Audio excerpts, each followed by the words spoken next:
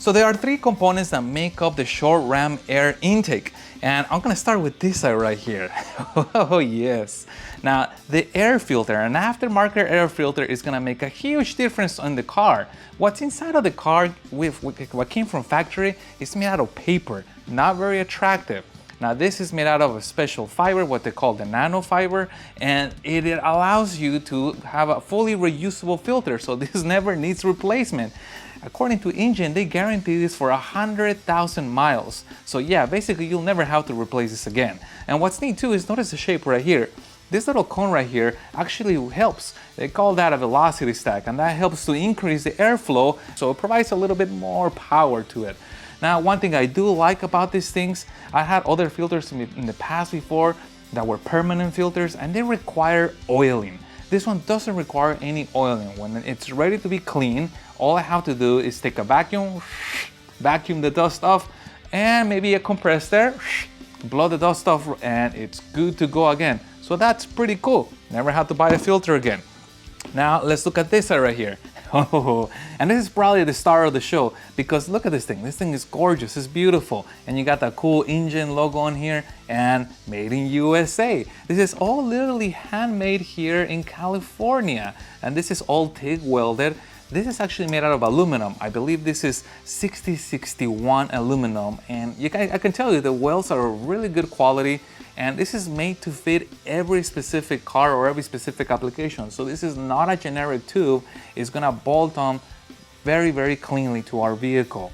Now they do have this in polished steel, but I wanted to try something a little bit more stealthy. And this is a black finish, but it has almost of a pearl look to it. So there's actually little sparkles to it. It's pretty neat to see this in person. Now looking at the inside, it is quite smooth. And smooth is really important because we want the airflow to be as undisturbed as possible, as unmolested as possible. So the air goes through and directly into the engine of the car. So that is pretty neat. Now also, you get this little shield. Now the shield is important because we want to shield the air intake from the actual engine. So the engine's here, there's heat coming on, and this is gonna deflect some of that heat, trying to get as much cold air as we can from this side. More cold air, it equals more dense, and if it's more dense, it equals more power. So that's always a cool thing. Now you do get a baggie with hardware and some simple instructions, but this ain't rocket science. This is gonna be an easy install. So let's get started. Here's what the stock intake looks like, and this is kind of interesting because you got the standard air box going here, but then the box sucks air from this tube right here. Now this tube sometimes does help to also increase torque by accelerating the air that gets fed into there, but most of the time it's used to reduce noise in a car. So we are getting air from the side, but most of the air is coming from here, so it's coming directly from where the engine is at. So I think having the air come from this direction as opposed to coming from right in front of the engine should make a big difference. So let's get this thing removed. And by the way, all the tools that you'll see me use on this video, I'll put a link to them in the description down below. Over the time that you start messing around with cars, you start to find little tools that make your job a little easier. So if you guys see me use a tool and they're curious about it, I'll put a link in the description below so you guys can check it out if you're interested. Okay, so here's the cover. Move this out. All right. So this whole thing is gonna come off, and that looks like it's held by a couple screws here, here, here. Yeah. I love a little tools like this. By the way, these are 10 millimeters, and it looks like it has a little spacer that was probably in there to prevent this from happening. Clearly, this spacer did not do the trick. Now, one of the reasons I switched over to this type of tools is not only the speed that you get removing bolts, but also you don't get tired. With normal tools, you're turning your hands, and if you're doing a lot of that over several hours, your hands, you will feel the tiredness, so that does help. Here we go, and you can see on here the pad where the air comes in from, and there is a little bit of an opening in the front, so partially some of the air is coming from the front. That's interesting, look at this.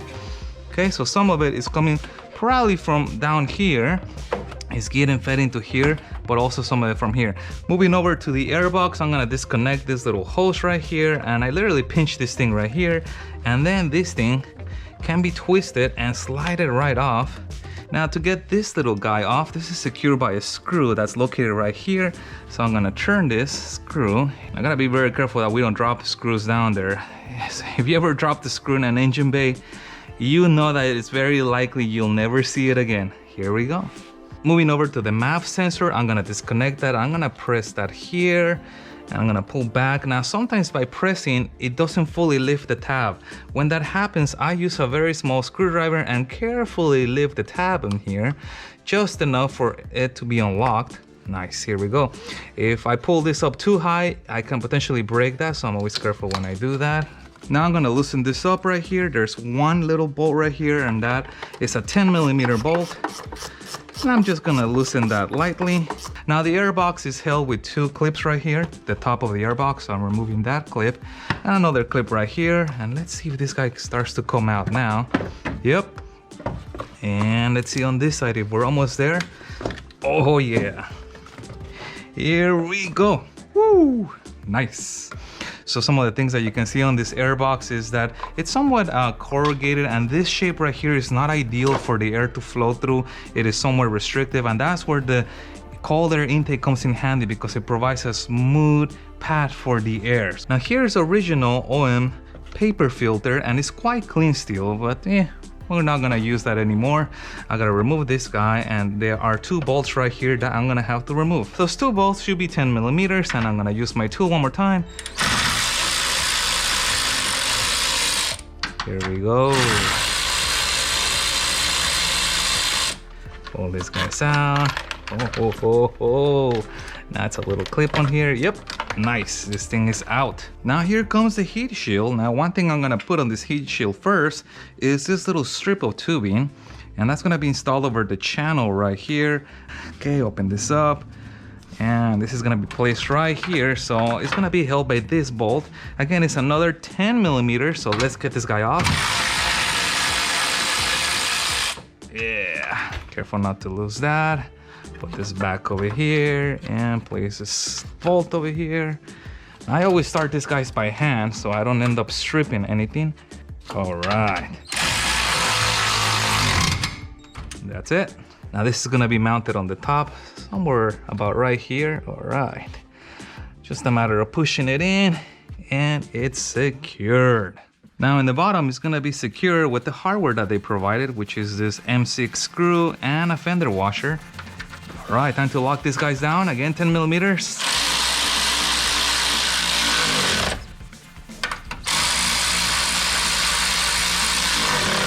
Now we gotta do a little bit of surgery on the stock intake, and basically I wanna get the MAF sensor out of here, and that just has two little Phillips screws, so securing that to the actual body.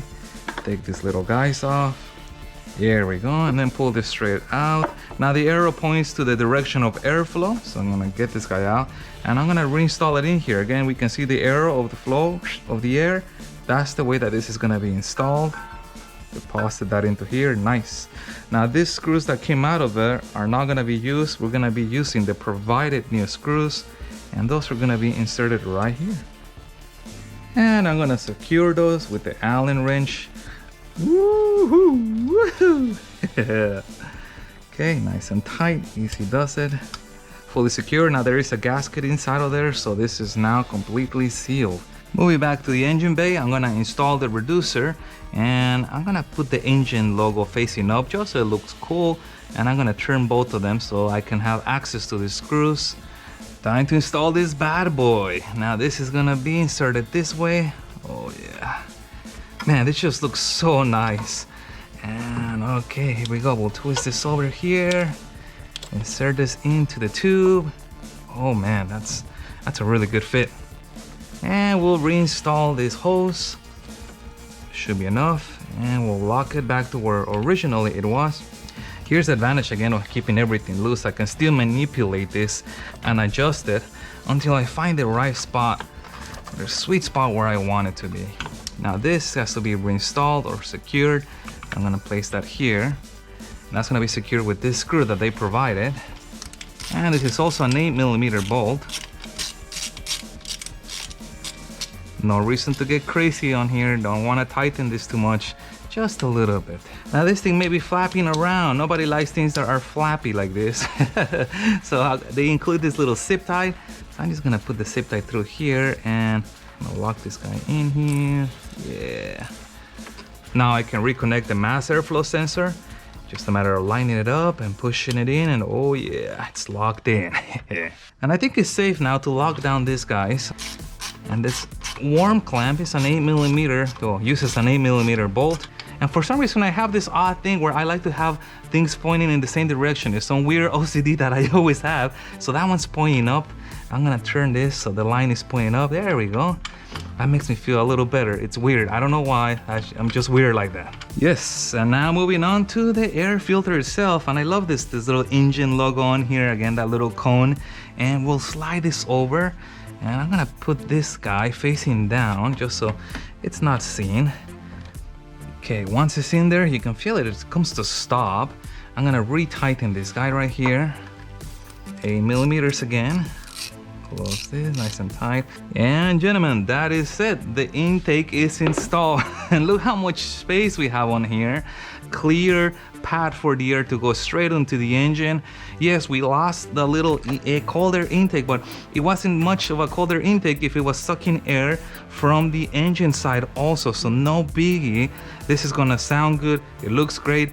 Let's get this thing fired up. Not much of a change. You hear a little bit of air going. Yeah, just a little bit of air, so I'm gonna say it's almost close to identical, just with the car turned on.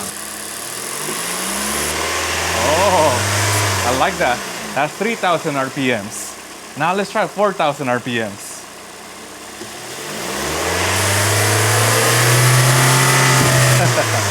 That's pretty cool. You really hear the air getting sucked in. But how does this sound under wide open throttle? Let's hear it. I like this. Pretty good. Sounds a little more throaty, a little deeper, and you really hear the air go in there.